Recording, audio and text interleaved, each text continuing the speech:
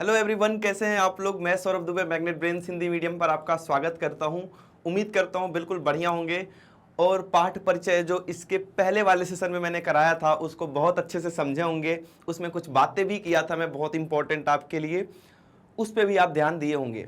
आज की क्लास में हम देखने वाले हैं, स्टार्ट करने वाले हैं पाठ 1, जिसमें हम बात करेंगे अंकगणित की आधारभूत प्रमेय के बारे में और साथ ही साथ देखेंगे एनसीईआरटी का उदाहरण संख्या 1।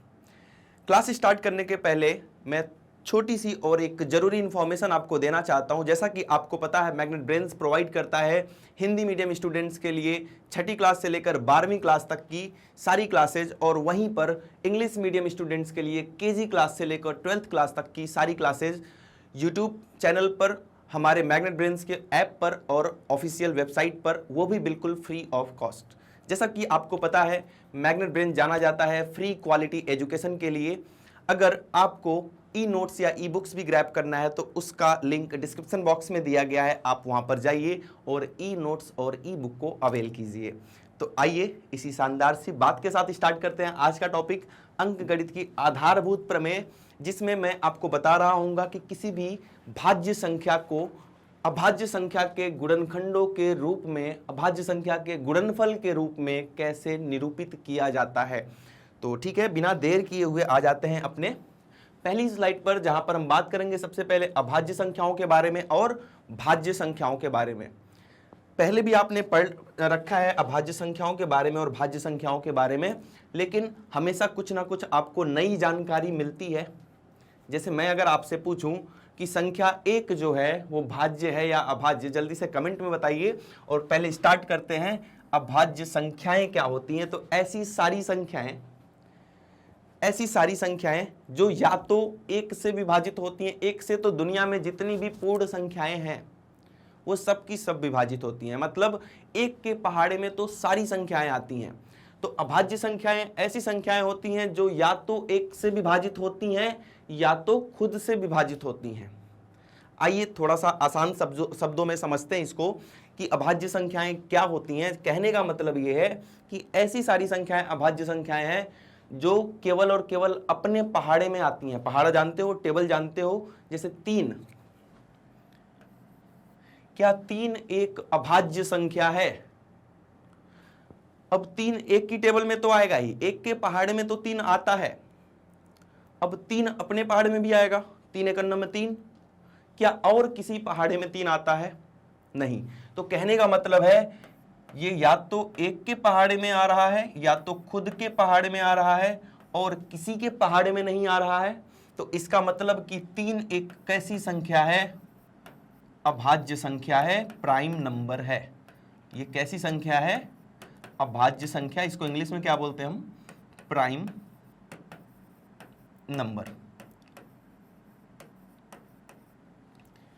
और देखेंगे, अब हम 1 से लेकर 10 तक की सारी संख्याएं लिखेंगे। 1 2 3 4 5 6 7 8 9 10। जो भी बातें बता रहा हूं बहुत ध्यान से समझना, ठीक है।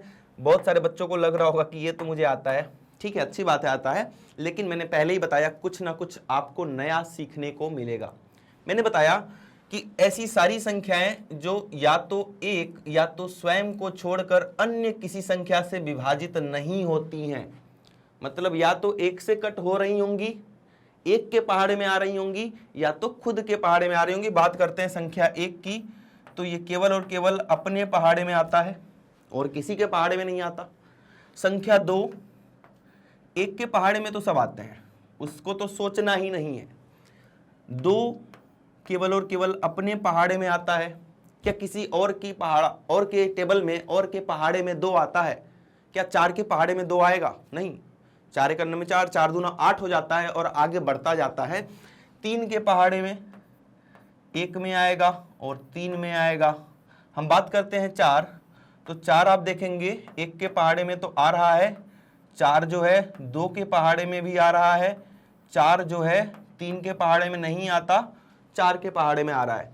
5 या तो 1 में आएगा या तो 5 में आएगा, समझ रहे हैं बात को। 6 1 में आएगा 3 में आएगा और किस में आ रहा होगा, तो 6 में आ रहा होगा।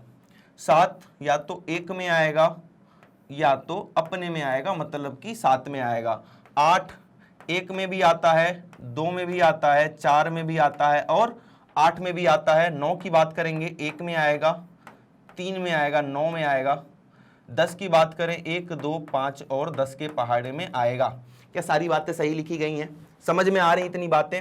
अब ध्यान से देखें कि किसके किसके केवल 2 ही गुणनखंड हैं। इनको हम गुणनखंड भी बोलते हैं। इनको हम, जो नीचे नंबर लिखे गए, जैसे मैं पूछूं कि 10 के गुणनखंड बताओ, तो आप बताओगे 1 2 5 10। ऐसी कितनी संख्याएं हैं जिनके केवल और केवल 2 गुणनखंड हैं? केवल और केवल 2 गुणनखंड हैं, और वो दोनों गुणनखंड क्या? या तो 1, या तो 1, या तो संख्या, या तो स्वयं, संख्या स्वयं, मतलब वही वाला नंबर। ठीक है, जैसे हम बात करें 1 के पास केवल 1 गुणनखंड है, तो ये अभाज्य संख्या नहीं होगी। अभाज्य संख्याओं के पास कितने गुणनखंड होने चाहिए? केवल और केवल 2। एक तो 1 होना चाहिए और दूसरी स्वयं वो संख्या होनी चाहिए। 2 के पास एक तो 1 है, दूसरा स्वयं 2 है, तो 2 क्या हो गया? अपना अभाज्य नंबर हो गया, अभाज्य संख्या हो गई।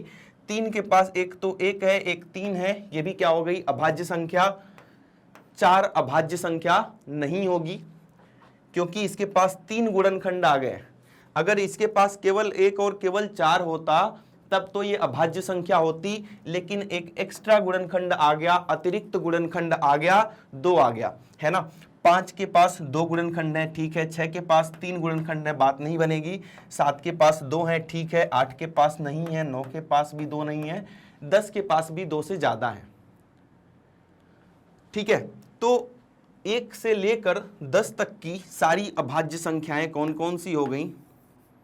1 से लेकर 10 तक, 1 से लेकर 100 तक आप खुद घर में ट्राई करेंगे कौन कौन सी अभाज्य संख्याएं हैं।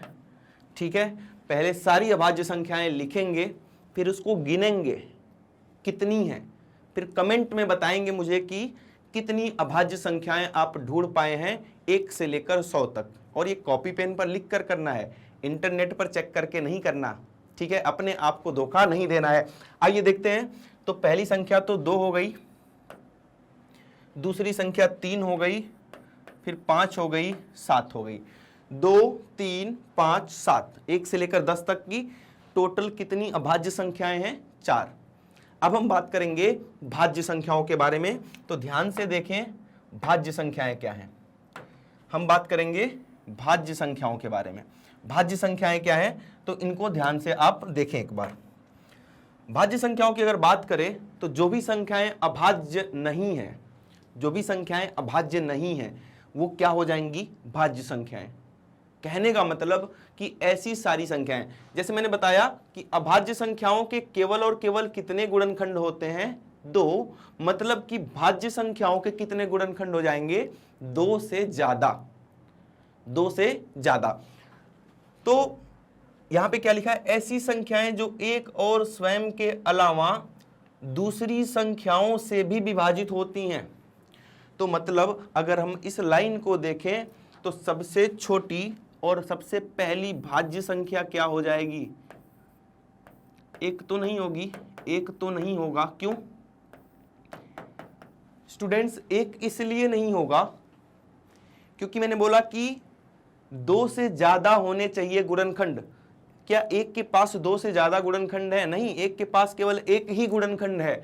तो 1 भाज्य भी नहीं है और 1 अभाज्य भी नहीं है। बहुत ही ज्यादा इंपॉर्टेंट बात है, 1 नंबर में बहुविकल्पी में बार बार पूछा गया प्रश्न है ये, कि बताइए कि 1 भाज्य संख्या है या अभाज्य संख्या है। तो आप क्या बताएंगे? 1 ना तो भाज्य संख्या है ना ही अभाज्य संख्या है। ठीक है, तो पहला भाज्य संख्या कौन सा हो जाएगा? क्या 2 होगा?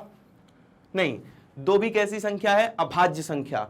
और 2 ही केवल ऐसी अभाज्य संख्या है जो कि सम है, इवन है।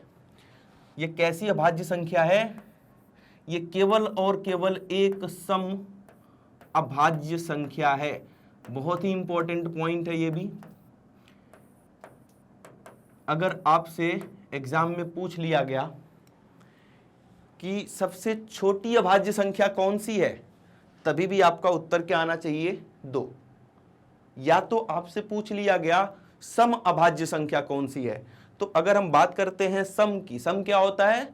जो 2 से विभाजित हो जाती हैं संख्याएं, तो ये 2 से तो विभाजित होगा, तो सबसे छोटी सम अभाज्य संख्या या इकलौती अभाज्य संख्या कौन सी है? 2। और जितनी भी आपको दुनिया में अभाज्य संख्याएं मिलेंगी वो सब की सब विषम होंगी, केवल और केवल 2 ही एक ऐसी संख्या है जो कैसी संख्या है? सम अभाज्य संख्या। आ रही बात समझ में? ठीक है, तो भाज्य संख्याओं की बात कर रहे थे। सबसे पहली भाज्य संख्या आपको कौन सी मिल रही होगी? 4। भाज्य संख्याओं को इंग्लिश में हम कंपोजिट नंबर बोलते हैं, हिंदी में इसका एक और नाम आता है संयुक्त संख्याएं, अभी आगे आएगा। ठीक है, पहली संख्या हो गई 4। हाँ, एक तो नहीं है, एक न भाज्य है न ही अभाज्य, न ही अभाज्य। ठीक है, एक न तो भाज्य है और न ही अभाज्य है। पहली संख्या 4 हो गई, दूसरी संख्या कौन सी होगी? 4 के बाद 6 हो जाएगी, 8 हो जाएगी, 9 हो जाएगी और 10 हो जाएगी। 4, 6, 8, 9, 10। यहाँ जितनी भी संख्याएं लिखी गई हैं इनके 2 से ज़्यादा गुणनखंड हैं, या ऐसे भी आप समझ सकते हैं कि ये किसी ना किसी दूसरे के पहाड़े में आ रही होंगी। ये 2 के पहाड़े में आता है, ये भी 2 के पहाड़े में आता है, ये भी 2 के पहाड़े में आता है, ये 3 के पहाड़े में आता है और ये भी 2 के पहाड़े में भी आ रहा है, 5 के पहाड़े में भी आ रहा है। बातें क्लियर हो रही हैं? तो आई होप कि आपको अभाज्य संख्याएं और भाज्य संख्याएं बहुत ही अच्छे से समझ में आ गई होंगी। कोई भी नंबर, चलो थोड़ी सी प्रैक्टिस कर लेते हैं, इसका स्क्रीनशॉट लेना चाहें तो ले सकते हैं। ठीक है, मैं कुछ नंबर्स लिख रहा हूं, आपको बताना है कि भाज्य है या अभाज्य है। पहला नंबर है 57, दूसरा नंबर है 39 और तीसरा नंबर एक और ले लेते हैं, कौन सा? 97। ठीक है, पहला दूसरा मैं बताऊंगा, तीसरा आपको कमेंट में बताना है कि भाज्य है या अभाज्य है। पहली की बात करते हैं, ये किससे विभाजित हो गई? ये 3 से विभाजित हो गई, 3 से विभाजित हो जाती है। 19 के पहाड़े में आता है, 19 तियां 57, तो हो गया ना, 3 के पहाड़े में भी आ रहा है, 19 के पहाड़े में भी आ रहा है, 1 के पहाड़े में तो सभी आते ही हैं, अपने पहाड़े में तो सभी आते ही हैं, तो इसके 2 से ज़्यादा गुणनखंड हो गए। और मैंने बताया आपको कि 2 से ज़्यादा अगर गुणनखंड मिल रहे हैं तो वो कैसी संख्या होगी? भाज्य संख्या। तो 57 एक कैसी संख्या है? भाज्य संख्या है। बात करते हैं 39 की, 39 की, तो 39 ये 3 से कट रहा है, 13 तियां 39 होता है, 1 से तो कटेगा ही, खुद से तो कटेगा ही। इसके भी ज्यादा गुणनखंड हो गए, 3 या 3 से ज्यादा गुणनखंड हो जाएंगे, तो कैसी संख्या हो जानी है? ये भी हो गई भाज्य संख्या। ठीक है, ये आपको कमेंट के माध्यम से बताना है, कमेंट करके बताना है कि ये भाज्य है या अभाज्य है।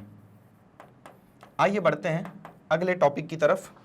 ठीक है, तो ये कुछ इंपॉर्टेंट पॉइंट हैं जो मैं पहले ही डिस्कस कर चुका हूं आपके साथ। एक बार एक एक पॉइंट को पढ़ेंगे और समझेंगे।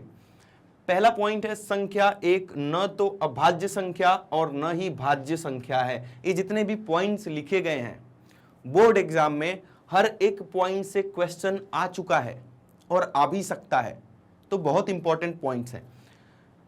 ये तो समझ में आ गया, एक ना ही अभाज्य है ना ही भाज्य है। ठीक है, क्यों? अभाज्य के पास केवल और केवल 2 गुणनखंड होने चाहिए, भाज्य के पास क्या होना चाहिए? 2 से ज्यादा गुणनखंड होने चाहिए। अब जो संख्या 1 है इसके पास केवल और केवल एक ही गुणनखंड है और वो खुद ही 1 है, ना तो 2 है ना तो 2 से ज्यादा है, इसीलिए दी हुई संख्या ना तो भाज्य है और ना ही अभाज्य संख्या है। आ जाइए पॉइंट संख्या 2 पर। संख्या 2 सबसे छोटी अभाज्य संख्या है। संख्या 2 सबसे छोटी अभाज्य संख्या है तथा केवल दो ही, केवल दो मतलब दो के अलावा और कोई नहीं, केवल दो ही कैसी संख्या है, सम अभाज्य संख्या है। क्लियर है बात? अभी मैंने बताया भी था। सबसे छोटी भाज्य सम संख्या क्या है? 4 है। सबसे छोटी भाज्य सम संख्या, या तो आपसे ऐसे भी पूछे कि सबसे छोटी भाज्य संख्या कौन सी है। सबसे छोटी भाज्य संख्या भी 4 है और सबसे छोटी भाज्य सम संख्या भी क्या है? 4 है। अभी मैं 1 से 10 तक जब आपको भाज्य संख्याएं बताया था तो कौन कौन सी बताया था? 4, 6, 8, 9, 10। अब सबसे छोटी कौन सी संख्या आ गई? भाज्य 4। या तो आपसे पूछ ले सबसे छोटी सम संख्या, भाज्य सम संख्या कौन सी है, तो वो भी कौन सी हो जाएगी? 4। सबसे छोटी भाज्य विषम संख्या कौन सी है? ये भी सम संख्या है क्योंकि 2 के पहाड़े में आ रही है, ये भी सम संख्या, ये भी सम संख्या। तो सबसे छोटी भाज्य विषम संख्या जो 2 के पहाड़े में नहीं आती है, 2 से विभाजित नहीं होती है, तो सबसे छोटी भाज्य विषम संख्या कौन सी हो जाएगी? आपकी 9 हो जाएगी। क्लियर है बातें? ठीक है। चौथा पॉइंट ध्यान से पढ़ेंगे। अभाज्य संख्याओं के केवल 2 गुणनखंड होते हैं। मैंने बता दिया केवल और केवल 2 गुणनखंड होंगे। कौन कौन से? एक तो 1 होगा और एक खुद ही वो संख्या हो जाएगी, तो एक 1 हो जाएगा और दूसरा स्वयं वह संख्या हो जाएगी। अब 1 जो है अभाज्य संख्या तो है नहीं, चूंकि 1 अभाज्य संख्या नहीं है इसलिए किसी संख्या को उसके अभाज्य गुणनखंडों के गुणनफल के रूप में लिखते समय 1 का प्रयोग नहीं करते। इसका क्या मतलब हुआ, आइए समझते हैं। जैसे मैंने एक नंबर लिखा 36, अब हम इसको अभाज्य गुणनखंडों के गुणनफल के रूप में लिखेंगे। कैसे? अभाज्य गुणनखंड क्या होते हैं? बहुत सारे बच्चे बोलते हैं इसको एलसीएम निकाल लो। एलसीएम नहीं होता ये। हम क्या निकाल रहे हैं? इसका अभाज्य गुणनखंड निकाल रहे हैं, प्राइम फैक्टराइजेशन निकाल रहे हैं। 2 से काट दो इसको, कितना आ गया? 18। 2 से काट दो 9, 3 से काट दो 3, 3 एक अन्ना में 3। ये सारे बच्चों को आता होगा नो डाउट। 36 को हम लिखेंगे।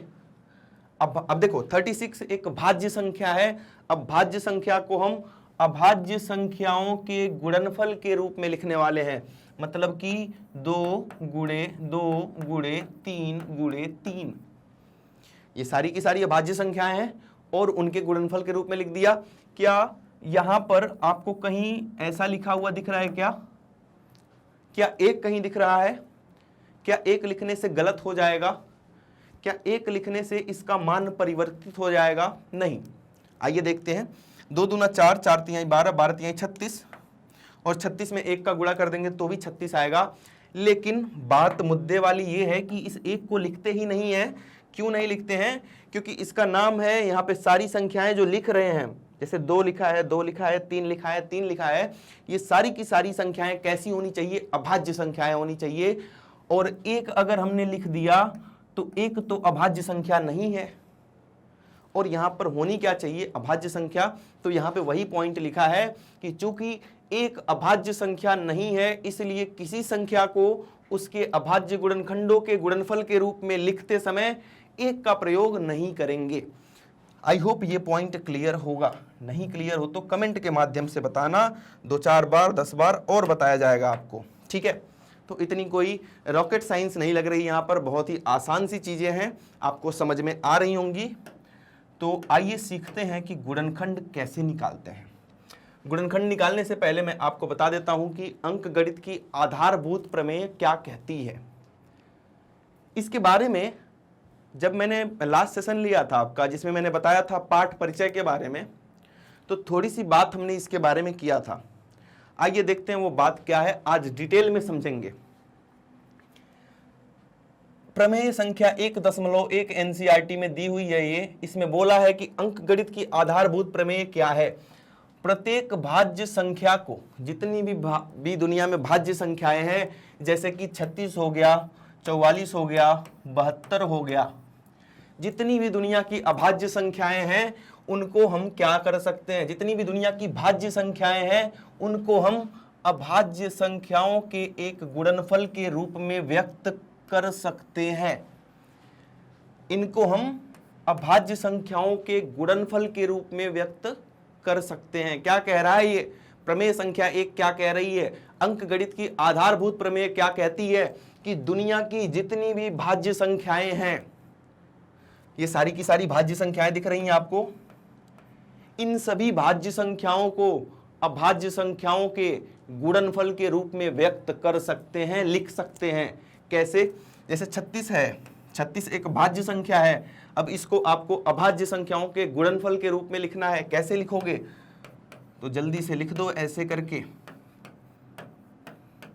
हो गया ना? कितना हो गया? 2 दूनी 4, 4 तिहाई 12, 12 तिहाई 36। दुनिया की प्रत्येक भाज्य संख्या को अभाज्य संख्याओं के गुणनफल के रूप में लिख सकते हैं। ये सारी की सारी अभाज्य संख्याएं दिख रही हैं ना आपको, और इसको वेरीफाई करो। 36 आ रहा है, 2 दूनी 4, 4 तिहाई 12, 12 तिहाई 36 आ रहा है। 44 आ गया, 44 ये भी एक भाज्य संख्या है। अब इसको जल्दी से अभाज्य संख्याओं के गुणनफल के रूप में लिख दो। कितना आ गया? ये देखो, 2 दूनी 4, 4 और 11 गुणा करेंगे तो कितना आ जाएगा? 44 आ रहा होगा। मतलब कि 44 एक भाज्य संख्या थी। इस भाज्य संख्या को अभाज्य संख्याओं के गुणनफल के रूप में हम लिख सकते हैं। आधी बात समझ में? 72 भी एक भाज्य संख्या है। 72 एक भाज्य संख्या है। जल्दी से काट पीट के बता दो कितना आ गया ये। जल्दी से काट पीट के बता दो कितना आ गया। 3 बार 2, 2 बार 3, 2 दूनी 4, 4 दूनी 8, 8 त्रिक 24, 24 तिहां 72। अंकगणित की आधारभूत प्रमेय क्या कह रही कि दुनिया की सभी भाज्य संख्याओं को, जितनी भी भाज्य संख्याएं हैं, उनको हम अभाज्य संख्याओं के गुणनफल के रूप में लिख सकते हैं। दुनिया की जितनी भी भाज्य संख्याएं हैं, स्टेटमेंट पूछा गया इसलिए बार बार रिपीट कर रहा हूं, याद हो जाना चाहिए अभी कि दुनिया की जितनी भी भाज्य संख्याएं हैं उनको हम अभाज्य संख्याओं के गुणनफल के रूप में लिख सकते हैं। आगे यहां से यहां तक आप समझेंगे क्या है, ये समझ में आ गया। यहां से यहां तक बोल रहा है तथा यह गुणनखंड, ये जो गुणनखंड लिखा गया है, तथा यह गुणनखंड अभाज्य गुणनखंडों के आने वाले क्रम के बिना, मतलब इस क्रम को ध्यान में नहीं रखना है। अगर किसी ने ऐसे भी लिख दिया तो क्या इसका मतलब चेंज हो जाएगा? क्या नहीं चेंज होगा। 2 गुणे 3 करोगे तो भी 6 आता है, 3 गुणे 2 करोगे तो भी 6 आता है। तो गुणा में क्रम मायने नहीं रखता है, ठीक है। इसके क्रम को भूल जाओ। बोल रहा है कि तथा यह गुणनखंड अभाज्य गुणनखंडों के आने वाले क्रम के बिना, मतलब क्रम को अगर भूल जाओ तो ये अद्वितीय है। ये जो लिखा गया है ये अद्वितीय है। क्या मतलब हुआ सर? मतलब 72 को लिखने का दुनिया में कैसे लिखने का? अभाज्य गुणनखंडों के गुणनफल के रूप में।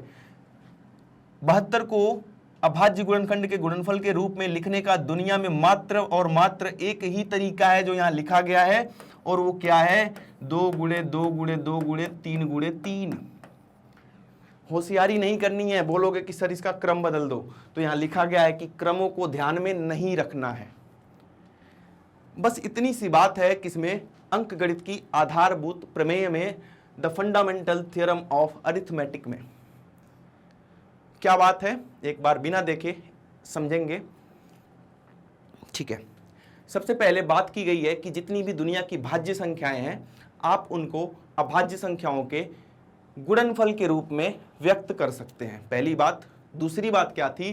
तथा ये जो गुणनखंड है, जो गुणनफल है अभाज्य संख्याओं का, इनके क्रम को अगर आप भूल जाइए, मतलब कि क्रम से कोई मतलब नहीं है, तो ये लिखने का दुनिया में केवल और केवल मात्र यही तरीका है। क्या आप किसी और देश चले जाएंगे और 36 का गुणनखंड पूछेंगे, 36 को बोलेंगे कि अभाज्य गुणनखंड के रूप में व्यक्त करें, तो क्या 36 का गुणनखंड कोई बच्चा दूसरा लिख देगा या यही लिखेगा जो यहां लिखा गया है? बिल्कुल यही लिखेगा। क्लियर है बातें? बढ़ते हैं अगली स्लाइड की तरफ। किसी संख्या का गुणनखंड, ये तो आपको आता है, फिर भी मैं बताऊंगा क्योंकि मेरा काम है क्या, आपको बताना। 144 लेते हैं, एक संख्या 144 है। एक नंबर में पूछा गया सवाल है, ये एग्जाम में आपके पूछा जाता है एक नंबर में, लेकिन ऐसे नहीं पूछा जाएगा ना, ऐसे तो बच्चे करते हैं छोटे, ऐसे नहीं पूछा जाएगा। तो एग्जाम में कैसे पूछा जाएगा वो मैं अभी बताऊंगा। पहले आपको ये समझना होगा कि इसका गुणनखंड कैसे निकालेंगे। तो इसको 2 से काट दिया 72 आ गया, 2 से काट दिया 36 आ गया, 2 से काट दिया 18 आ गया, फिर 9 आ गया, फिर 2 बार 3 आ गया, बात हो गई खत्म। ये आपको आता है, मुझे पता है, ठीक है। अब 144 को अगर हम अभाज्य संख्याओं के गुणनफल के रूप में व्यक्त करने को बोले तो क्या हो जाएगा? कितनी बार 2 आ रहा है? 1 2 3 4, तो 4 बार 2 लिख दिया और 2 बार 3 लिख दिया। इसको हम ऐसे भी तो लिख सकते हैं कि 2 की घात में 4 और 3 की घात में 2, ठीक है। एग्जाम में कैसे क्वेश्चन पूछा गया है? बहुविकल्पी प्रश्न यहां से पूछा गया है। प्रश्न ऐसे था कि संख्या 144 को, ध्यान से समझना है, प्रश्न पूछा गया एग्जाम में, बोर्ड में आ रखा है कि संख्या 144 को अभाज्य गुणनखंड के रूप में, अभाज्य गुणनखंडों के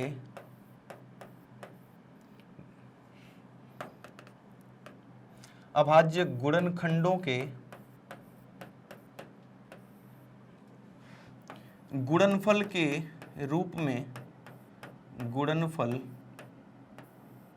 के रूप में 2 की घात p गुणे 3 की घात q के रूप में व्यक्त किया गया है, रूप में व्यक्त किया गया है,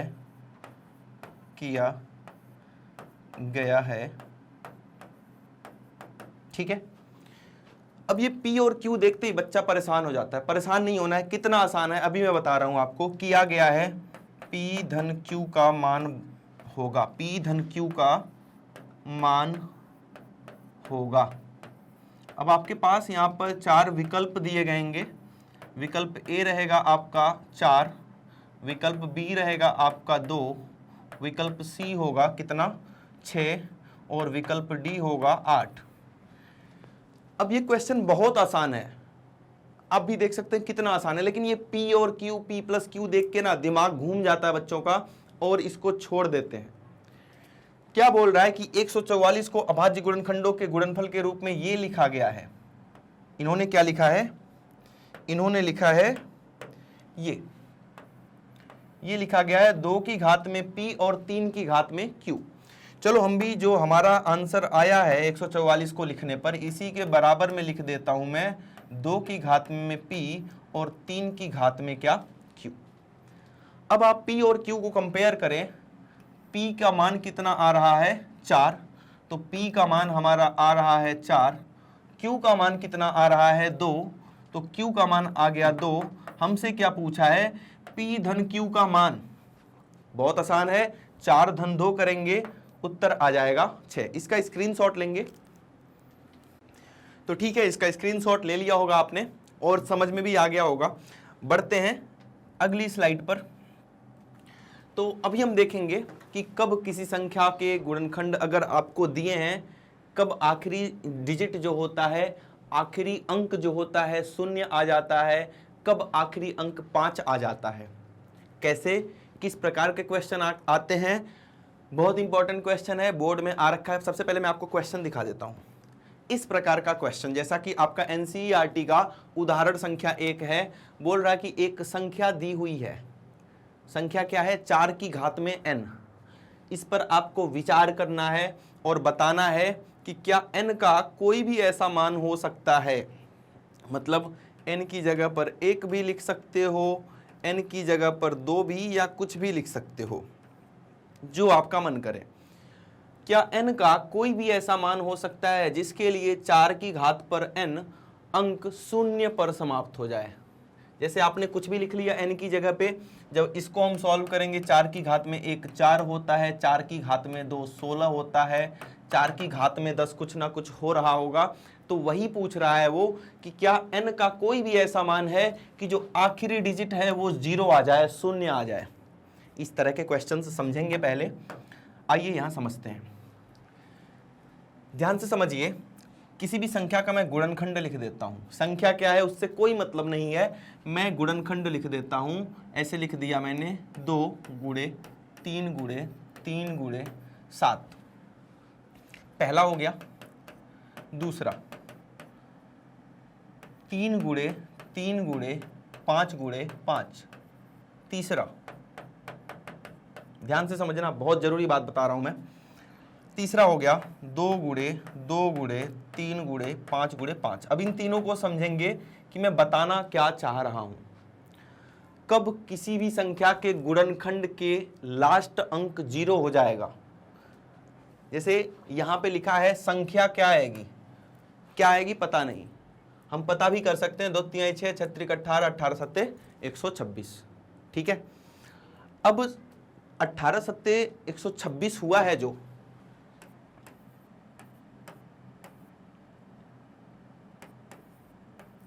18 7 जो 126 हुआ है, इसका आखिरी अंक क्या शून्य आ गया? नहीं आ गया। लेकिन अगर यही संख्या बहुत बड़ी है, बहुत बड़ी का मतलब 2 की घात 5 कर दिया, 3 की घात लो मैंने 10 कर दिया, यहां भी 3 की घात 10 कर दिया और 7 की घात मैंने कर दिया 21। अब तो गुणा भी नहीं कर पाओगे जैसा मैंने करके दिखाया था अभी। और अब आपको बताना है कि क्या आखिरी अंक शून्य आ सकता है। आखिरी अंक यहां तो 6 आया था, आसान भी था, हमने गुणा करके देख लिया था। लेकिन क्या अभी आप बता सकते हो? तो देखिए शून्य कब आता है, जब भी कितना भी बड़ा नंबर हो, अगर उसमें कितना भी बड़ा नंबर हो, अगर उसमें 1 2 और 1 5 मिल गया, क्योंकि 2 5 10 होता है, अगर 1 2 और 1 5 मिल गया तो आखिरी अंक हमेशा शून्य आएगा। आइए मैं प्रूव करके दिखाता हूं। बहुत बड़ा सा नंबर लिख देता हूं, छोटा छोटा नंबर लिखूंगा, क्योंकि ऐसा भी ना हो कि गुणा करने में ही बहुत टाइम लग जाए। चलो ये लिख दिया मैंने, इसमें 1 2 और 1 5 मिल गया, 100% इसका आखिरी अंक क्या आने वाला है? शून्य आने वाला है। कैसे? आइए करके देखते हैं। 3 3 का 9 9 दूनी 18 18 दूनी 36, यहां तक 36 आ गया, और 7 5 35, इन दोनों को मिला लिया तो 35। 36 और 35 को गुणा करके देखें, 36 और 35 को गुणा करके देखेंगे। 5 छक्के 30, 3 आ गया कैरी, 5 3 15 3 18, 3 छक्के 18 के 8 हाथ में 1, 3 3 का 9 और 1 10, 0 8 8 16 6 1 1 2 और 1 1260। क्या आखिरी अंक शून्य आया? बिल्कुल आ गया। क्यों आया शून्य? शून्य सर इसलिए आ गया क्योंकि इसमें एक बार 5 और एक बार 2 दिख गया था। तो क्या आप किसी भी संख्या का गुणनखंड देख के ये बता सकते हैं कि आखिरी अंक शून्य आएगा या नहीं आएगा? बिल्कुल बता सकते हैं। उसमें अगर कम से कम एक बार भी 2 और एक बार भी 5 दिख गया तो 100% आखिरी अंक क्या आने वाला है? शून्य आने वाला है। क्यों आने वाला है? क्योंकि 2 गुणे 5 10 होता है, और दुनिया के किसी भी संख्या को आप 10 से गुणा करेंगे तो आखिरी अंक हमेशा हमेशा क्या आएगा? शून्य आएगा। ठीक है, तो इसका आखिरी अंक शून्य कभी भी नहीं आएगा। शून्य कभी नहीं आएगा, कभी नहीं आएगा। क्यों नहीं आएगा? क्योंकि इसके पास 2 तो है लेकिन 5 नहीं है। अब बहुत सारे समझदार बच्चे, ये 5 मत देखना, ये तो घात है, घात को नहीं देखना है, आधार को देखना है ना? संख्या की बात कर रहा हूं मैं। तो यहां पे कहीं भी आधार में 5 नहीं दिख रहा है आपको, तो इसलिए इसका आखिरी अंक कभी भी शून्य नहीं आ सकता है। यहां पर 2 नहीं दिख रहा है आपको, तो यहां भी कभी भी शून्य नहीं आ सकता। लेकिन जो तीसरा एग्जाम्पल है, एक बार 2 एक बार 5 दिख गया, तो आप गुणा करके देख भी लेना, आखिरी अंक शून्य आएगा। आखिरी अंक या इकाई का अंक बोल सकते हैं, बहुत अच्छी भाषा में बोले तो इकाई का अंक शून्य होगा। क्या होगा? शून्य होगा। मेरी एक एक बात को बहुत ध्यान से सुनते हुए चलना है, क्योंकि सारी इंपॉर्टेंट बातें बताई जाती हैं जो आपके एग्जाम में आ चुकी हैं। ठीक है, आप प्रीवियस ईयर बोर्ड्स के क्वेश्चंस देखोगे, पिछले साल के प्रश्न देखोगे, तो यही प्रश्न जो एनसीईआरटी का उदाहरण नंबर 1 बना हुआ बैठा है अभी आ रखा है, ये भी आ रखा है, 4 की घात में n आ रखा है, 6 की घात में n भी आ रखा है बोर्ड एग्जाम में। ठीक है, तो जल्दी से आप देखकर बताइए कि 4 की घात n लिखा हुआ है। ठीक है, क्या है? पहले तो क्वेश्चन पढ़ेंगे। पहला नियम यही है कि प्रश्न को बहुत ही ध्यान से पढ़ना है और समझना है। कभी कभी क्या होता है कि हम प्रश्न, जैसे मैं अभी करने जा रहा था, कि फटाफट ऐसे हवा में पढ़ लिया, सॉल्यूशन कर दिया, और क्वेश्चन कभी कभी हमारे साथ खेल जाता है, कुछ ऐसे घुमा के लिख देगा और गलत हो जाएगा, 2-3 नंबर हम अपना नुकसान कराते हैं। क्योंकि मैथ्स है, यहाँ 100 नंबर पाना आसान तो है, लेकिन आसान कब होगा? जब आप हर एक क्वेश्चन को बहुत ध्यान से पढ़ के तब सॉल्व करेंगे। नहीं तो ह्यूमन एरर हो जाती है, कहीं ना कहीं मिस्टेक हो जाती है, और 1-2 नंबर हमारे क्या हो जाते हैं? कट जाते हैं। तो जहां आप 80 में 78 नंबर पाते हैं, वहां 80 में 80 नंबर आना चाहिए, है ना? हम एक भी नंबर नहीं छोड़ेंगे। तो आइए पढ़ते हैं उदाहरण संख्या 1 को। संख्याओं 4 पावर ऑफ n, 4 की घात में n पर विचार कीजिए। जहां n एक प्राकृतिक संख्या है, इसका मतलब क्या हुआ कि n की जगह पर आप प्राकृतिक संख्या क्या होती है? सबसे पहले तो ये जान लें आप। प्राकृतिक संख्या 1, 2, 3, 4 अनंत तक चलती जाती है। 1 से शुरुआत होती है, अनंत तक चलती जाती है, इसको हम प्राकृतिक संख्या बोलते हैं। मतलब इस n की जगह पर दुनिया की कोई भी प्राकृतिक संख्या आ सकती है। कहने का मतलब है 4 की घात में 1 भी हो सकता है, 2 भी हो सकता है, 3 भी हो सकता है, 4 भी हो सकता है, 5 भी हो सकता है, कुछ भी हो सकता है, मतलब 4 की घात में n भी हो सकता है।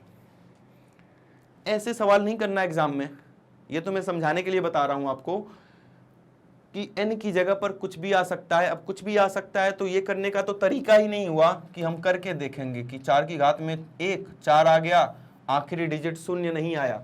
4 की घात में 2 16 आ गया, आखिरी डिजिट 0 नहीं आया। 4 की घात में 3 64 आ गया, आखिरी डिजिट 0 नहीं आया। 4 की घात में 4 256 आ गया, आखिरी डिजिट 0 नहीं आया। तो ऐसे नहीं करना है। कब तक करोगे और कहां तक करोगे?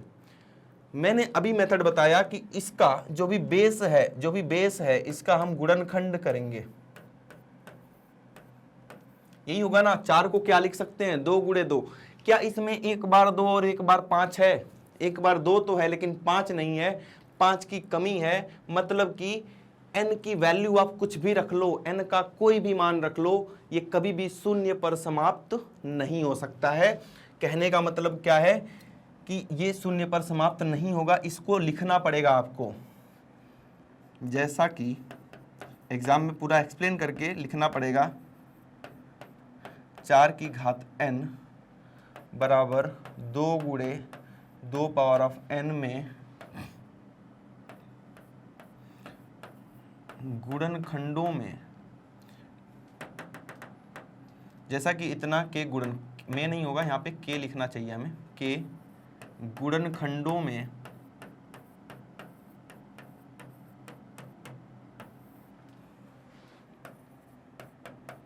केवल 2 है, 5 नहीं। इकाई का अंक पूछा है क्या? हाँ, जांच कीजिए कि क्या अंक जिसके लिए इतना अंक इतना पसंद। जैसा कि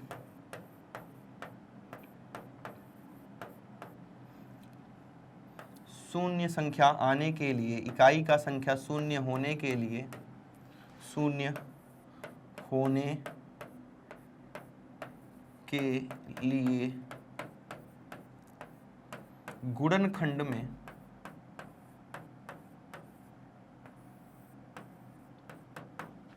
दो गुणे 5 का होना जरूरी है। का होना या आना भी लिख सकते हैं, जरूरी है। जबकि 4 पावर ऑफ n के गुणनखंड में 5 नहीं है, 5 नहीं है, अतः यह संख्या शून्य पर समाप्त नहीं हो सकती। क्या नहीं हो सकती? शून्य पर समाप्त नहीं हो सकती। तो ये मैंने क्यों लिखा? क्योंकि आप लोग क्या करते हो, टीचर को कॉपी करने लगते हो, एक्सप्लेनेशन नहीं लिखते हो। 2 नंबर का सवाल है, बस इतना बता दोगे और चले आओगे, आपका 1 नंबर कट जाएगा। तो ये पूरा एक्सप्लेन करना होगा। शून्य पर समाप्त नहीं हो सकता, पूरी बात लिखनी है आपको, ठीक है। ये सॉल्यूशन नहीं था, ये तो मैंने समझाने के लिए बताया था बस। तो आपको अपने पेपर में, अपने एग्जाम में ऐसे ही करना होगा, ठीक है। इसका स्क्रीनशॉट लेंगे और बढ़ते हैं अपने नेक्स्ट क्वेश्चन की तरफ। आई होप कि ये समझ में आ गया होगा। अगर जो मैंने दूसरा क्वेश्चन बताया ना, बोर्ड एग्जाम में आ रखा है, कौन सा वाला? 6 की घात n वाला, तो इसको भी बिल्कुल इसी तरह कर लेंगे आप। क्या हो जाएगा? 2 गुणे 3 की घात में n। अब क्योंकि यहां पर फिर से 5 नहीं आया, यहां पर फिर से 5 नहीं आया, तो ये भी कभी भी शून्य पर समाप्त नहीं हो सकता। 8 की घात में n दे दिया अगर, 2 गुणे 2 गुणे 2, यहां भी 5 नहीं आया, ये भी शून्य पर कभी भी समाप्त नहीं हो सकता। 20 की घात में अगर n दे दिया तो यहाँ तो शून्य है, तो इसका तो कुछ भी लिख दोगे शून्य ही आएगा। लेकिन हम अपने नियम के हिसाब से चलेंगे। 2 दूनी 4 पंजे 20, यहाँ पर 2 और 5 दोनों है, तो डेफिनेटली n का आप कोई भी मान रखेंगे, हमेशा और हमेशा क्या आएगा? शून्य ही आ रहा होगा। तो आई होप आपको बातें क्लियर होंगी। जैसा अभी हमने देखा कि शून्य आने के लिए 2 और 5 का होना जरूरी है, वैसे ही 5 आने के लिए किसका होना जरूरी है? जैसे कि हम अपना अगला उदाहरण देखते हैं। ये तो एनसीईआरटी का उदाहरण था। ये एक दूसरा भी उदाहरण है मेरे पास, ये वाला। अभी इसके पीछे वाला क्वेश्चन करेंगे, उदाहरण संख्या 2। पहले हम इसको देख लेते हैं। दिखाइए कि किसी प्राकृत संख्या n के लिए 12 की घात में n का मान 0 या 5 पर समाप्त नहीं हो सकता। तो अभी तक तो शून्य था, शून्य का तो हमें समझ में आ गया, क्योंकि 12 की घात में n जो है क्या हो जाएगा? 2 दूनी 4, 4 तिया 12, ये होगा। क्योंकि इसके पास 5 नहीं है, केवल और केवल 2 है, तो ये शून्य पर समाप्त नहीं होगा। वो सारी बातें आप लिख सकते हैं। 5 का क्या नियम है, आइए देखते हैं। जैसे आपको पता चल गया था कि 2 गुणे 5 होगा तो 10 आएगा और तभी शून्य आएगा। 5 का नियम क्या है? पहली बात तो 1 5 होना चाहिए, 1 5 होना चाहिए, 1 5। अब दूसरा क्या होना चाहिए? 5 के साथ अगर एक को तो छोड़ दो, गुणनखंड में 1 तो लिखते ही नहीं है। अगर 2 आ गया तब तो 10 हो जाएगा, काम हो जाएगा गड़बड़। 5 के साथ अगर 3 आ गया तो 15 हो जाएगा, ठीक है, आखिरी में 5 मिल जाएगा आपको। 5 के साथ अगर 4 आ गया 20 मिल जाएगा आपको। 4 तो नहीं आएगा क्योंकि अभाज्य गुणनखंड होता ही नहीं है, 4 एक भाज्य संख्या है। तो 3 के बाद 5 के साथ क्या आ सकता है? 5। अपना काम अभी भी सही चल रहा है, मतलब 5 के साथ 3 आ जाएगा तो भी आखिरी संख्या 5 हो जाएगी। 5 के साथ 5 आ जाएगा तो भी आखिरी संख्या 5 हो जाएगी। 6 तो लेंगे नहीं, 7 को ले सकते हैं। अगर 7 आ गया 35 हो गया तो भी अपना काम चल जाएगा। 8 तो लेंगे नहीं। 8 क्यों नहीं लेंगे? क्योंकि 8 एक भाज्य संख्या है। जब आप इसका अभाज्य गुणनखंड लिखेंगे तो क्या यहाँ पे किसी भी कंडीशन में आप 8 लिखेंगे? नहीं लिखेंगे, ठीक है। 9 भी नहीं लिखेंगे क्योंकि 9 भी क्या है? एक भाज्य संख्या है, और यहां पर हमेशा अभाज्य संख्याएं ही आती हैं, है ना। तो हमने देखा कि अगर कोई विषम संख्या आ गई 5 के साथ तो आखिरी डिजिट जो है वो क्या मिल जाएगी? हमें 5 मिल जाएगी। तो यहां पर विषम संख्या के साथ सम संख्या भी है, केवल और केवल विषम आनी चाहिए। 5 हो और केवल विषम संख्याएं हो। आप 5 को किसी विषम संख्या के साथ गुणा करके देखिए क्या आता है। 5 को 9 से भी अगर आप गुणा करते हैं एक बार को तो भी 45 आता है। 5 को अगर आप 7 से गुणा करते हैं तो 35 आता है। तो समझ गए, यहाँ पर 5 नहीं है, तो इसका एक्सप्लेनेशन क्या लिखेंगे मैं बता दे रहा हूं। शून्य का तो आपको पता चल गया कि इसके पास 5 नहीं है, केवल और केवल 2 है, इसीलिए हम इसको इसीलिए n के किसी भी मान के लिए यह संख्या दिया हुआ नंबर शून्य पर समाप्त नहीं हो सकता। चूंकि इसके पास 5 भी नहीं है और 5 के साथ कोई विषम संख्या आने पर ही दी हुई संख्या का आखिरी डिजिट 5 होता है, तो यहाँ पर विषम संख्या है लेकिन उसके साथ में सम संख्या है और 5 की भी कमी है, इसीलिए यह 5 पर भी समाप्त नहीं हो सकता। आज तक एग्जाम में केवल और केवल शून्य ही पूछा गया है। आज तक एग्जाम में केवल और केवल शून्य पूछा गया है 10वीं क्लास के एग्जाम में। लेकिन जैसे ही आप कभी भी सरकारी नौकरी की तैयारी करेंगे या प्राइवेट नौकरी की भी, तो उनका क्या होता है, वो भी वहाँ भी अगर गणित का पार्ट है, गणित का सिलेबस है, गणित विषय पूछा जा रहा है आपसे, तो शून्य भी पूछा जा चुका है, वहाँ पे 5 भी पूछा जा चुका है, 6 भी पूछा जा चुका है, 4 भी पूछा जा चुका है। ठीक है, तो नॉलेज रखना भी जरूरी है। और हो सकता है अभी तक शून्य पूछ रहा है, कई सालों से शून्य ही पूछते हुए आ रहा है, हो सकता है 5 पूछ ले, है ना। अब ये मत सोचना कि 4 पूछ ले, 6 और 4 थोड़ा सा स्टैंडर्ड अप की बात हो गई जो आपके सिलेबस में ही नहीं है। तो आपको शून्य पर ज़्यादा ध्यान देना है और 5 को भी ध्यान में रखकर काम करना है। तो बढ़ते हैं अपने उदाहरण नंबर 2 की तरफ। व्याख्या कीजिए कि 3 गुणे 5 गुणे 7 धन 7 एक संयुक्त, मैंने बताया था ना भाज्य संख्या को हम संयुक्त संख्या भी बोलते हैं। ये सीबीएसई 2015 में पूछा हुआ क्वेश्चन है, इसको समझेंगे। जब मैं प्रश्नावली कराऊंगा तो इस प्रकार के बहुत सारे प्रश्न वहां पर आएंगे। सबसे पहली बात कि दी हुई संख्या मतलब कि 3 गुणे 5 गुणे 7 धन 7।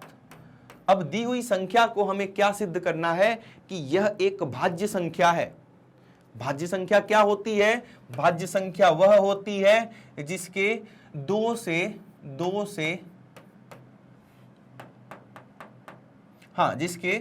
2 से ज्यादा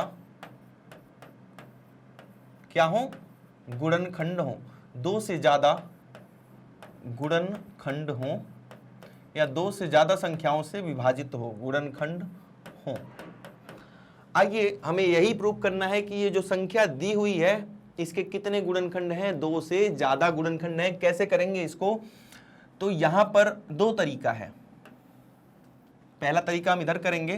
पहला तरीका कि इसको आप सॉल्व कर लें। 3 गुणे 5 15, 15 गुणे 7 105, 7 5 35, 35 3 105 धन 7 कितना आ गया?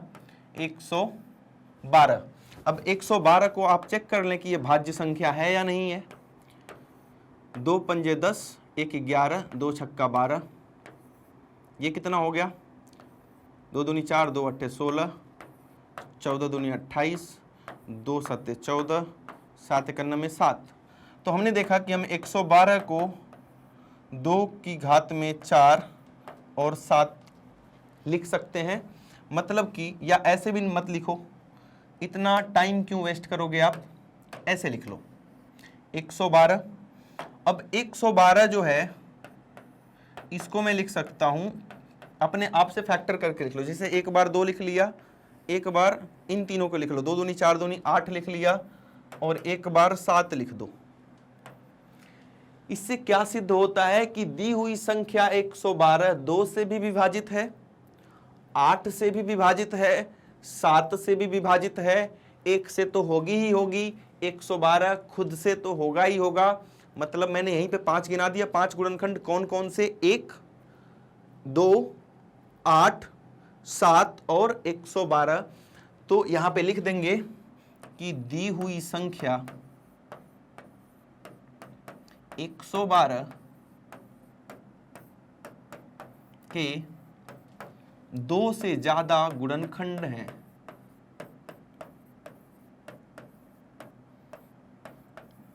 2 से ज्यादा फैक्टर हैं या गुणनखंड हैं।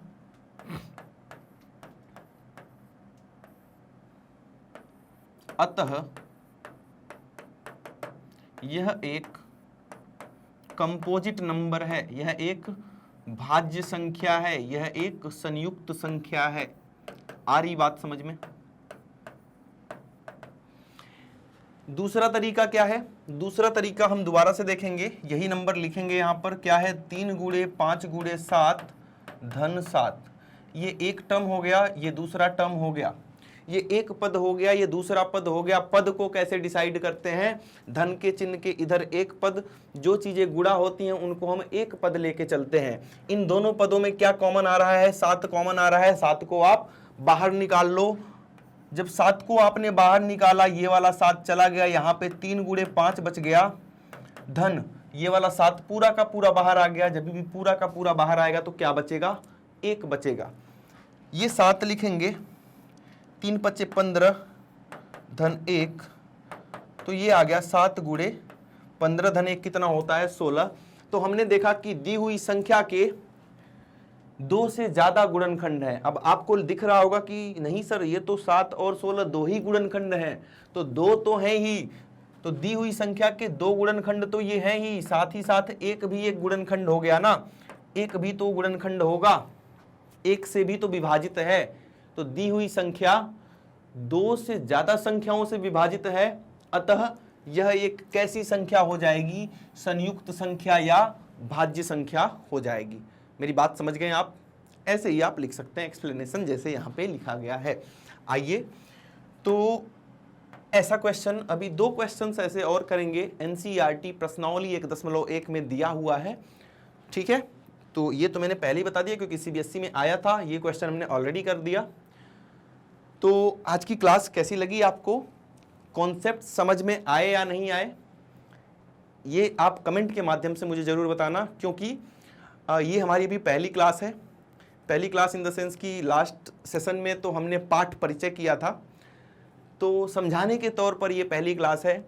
चीज़ें समझ में आ रही हैं या नहीं आ रही हैं, ये सेशन देखने के बाद किसी भी संख्या को देखकर आप ये डिसाइड कर पाएंगे कि नहीं कि भाज्य संख्या है या अभाज्य संख्या है। आप किसी भी संख्या का गुणनखंड निकाल पाएंगे या नहीं।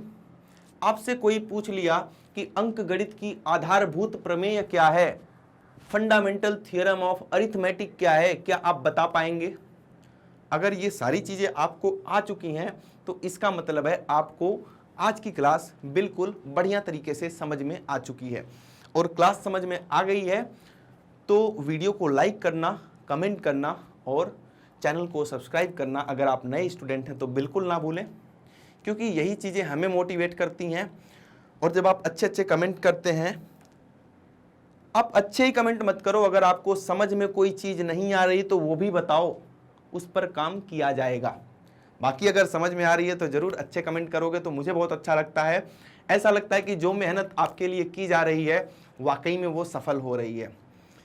आज का सेशन खत्म करने से पहले मैं एक छोटी सी इन्फॉर्मेशन देना चाहता हूं। जैसा कि आपको पता है, मैग्नेट ब्रेन्स हिंदी मीडियम और इंग्लिश मीडियम दोनों स्टूडेंट्स के लिए प्रोवाइड करता है फुल कंटेंट, जो सीबीएसई बोर्ड के साथ साथ स्टेट बोर्ड्स के लिए भी अवेलेबल है। कौन कौन से स्टेट बोर्ड्स हम कवर कराते हैं उसमें है Delhi board, Bihar board, UP board, MP board और राजस्थान बोर्ड।